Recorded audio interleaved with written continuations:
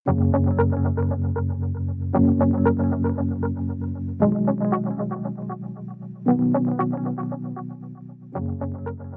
saio profesional honetan estatuko adibide desberdinak eta liburutegi desberdinak ekarri ditugu gurera pandemian bizi izan dutena eta hortik nola atera diren edo aurrera nola egin duten kontatzeko, Galiziatik, Madrildik, Bartzelonatik.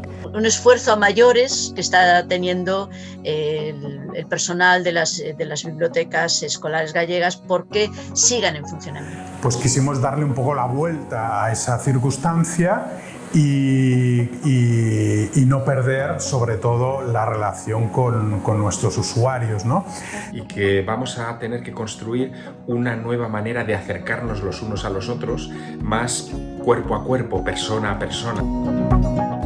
Ikusi dugu esperientzia, entzun dugu esperientzia ezberdinak, estatuko leku ezberdinetako esperientziat, beti hori aberasgarria da, entzutea, beti ikasten da, ideiak hartzen dira.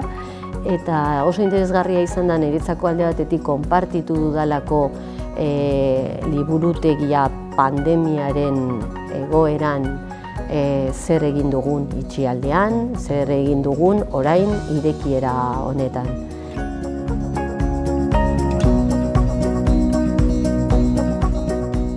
Eta arratsaldean aldiz pixka gure tokikotasunetik Gipuzkoako liburutegi desberdinetako liburuzainak ekarri ditugu, beraien esperientzia, beldurrak, esperantzak, erronkak, pixka bat nondik joan diren gurekin partekatzeko eta hausnarketa tarte bat izateko.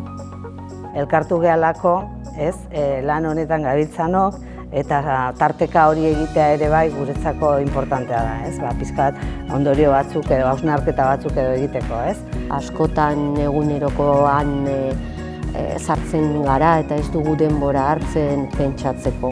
Eta gaurko edizio honen bukaeran etxeko lanak eramango ditut pentsatzeko benetan noragoa zen, orain arte zer egin dugun, eta zertan jarri behar dugun erronka. Eta horretarako bat, kompetentzia digitalak behar direla, ze hori agerian utzi gelditu da,